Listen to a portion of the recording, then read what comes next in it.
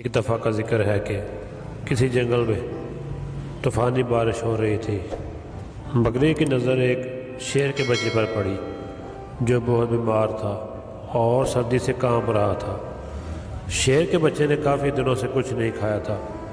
بکری کو شیر کے بچے پر بہت ترس آیا۔ بکری نے پیار سے اس کے سر پر ہاتھ پھیرا۔ بھوکے شیر نے حسرت سے بکری طرف دیکھا۔ بکری سمجھ گئی کہ یہ بھوکا ہے۔ اس نے شیر کے بچے کو کھانا دیا، دودھ پلایا۔ اتنی دیر میں بارش رک گئی۔ بکری نے وہاں سے جانے کا ارادہ کیا، لیکن پھر اسے خیال آیا کہ کہیں شیر کا بچہ اکیلے مر نہ جائے، لہٰذا بکری اس کے پاس رک گئی۔ 2-3 دن اپنے گھر نہیں گئی بلکہ شیر کے بچے کی دیکھ بھال کرتی رہی۔ بکری کی دیکھ بھال کی بدولت شیر کا بچہ تندرست ہو گیا۔ بکری نے سوچا اب شیر کا بچہ تندرست ہو گیا ہے، اب میں چلی جاتی ہوں۔ مگر پھر سے بچے پر رحم آیا کہ اس کی ماں باپ تو نہ جانے کہاں ہیں، یہ بیچارہ اکیلے میں گھبرائے گا، کہیں شکاری کا نشانہ ہی نہ بن جائے۔ چنانچہ وہ اسے اپنے گھر لے آئی۔ یہاں شیر کا بچہ بکری کے بچوں کے ساتھ رہنے لگا۔ کچھ عرصہ گزرنے کے بعد شیر کا بچہ جوان ہو گیا۔ ایک دن بکری گھاس کھا رہی تھی اور شیر کا بچہ بکری کی رکھوالی کر رہا تھا۔ اوپر سے ایک کوا گزرا۔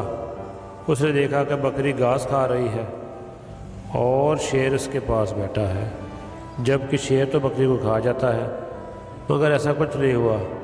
کوا یہ ماجرا پوچھنے بکری کے پاس آیا تو شیر کوے کی طرف لپکا اور اسے اڑا دیا۔ ایک دن کوا موقع پا کر بکری کے پاس گیا اور پوچھا کہ کیا ماجرا ہے۔ بکری نے اسے سب کچھ بتا دیا اور کوے کو نصیحت کی کہ اگر ہو سکے تو تم بھی کسی کے ساتھ نیکی کرنا۔ کوا اپنے اندر نیکی کا جذبہ لیے چلا گیا۔ ایک دن کوے نے دیکھا ایک چوہا ٹھنڈے پانی کے تالاب میں گرا ہوا تھا۔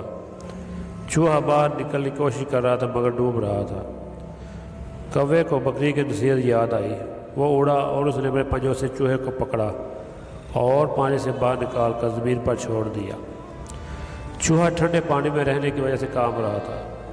کوے نے اسے اپنے پروں میں لیا۔ کچھ دیر گزرنے کے بعد کوے نے چوہے کو پروں سے نکالا تو چوہا ٹھیک ہو گیا تھا، مگر چوہے نے اس کے پر کاٹ دیے۔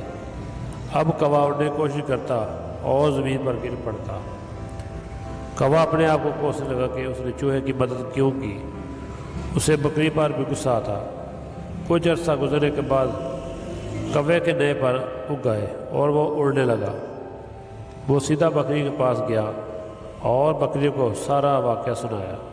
بکری نے کہا نیکی کرو ضرور مگر فطرت دیکھ کر۔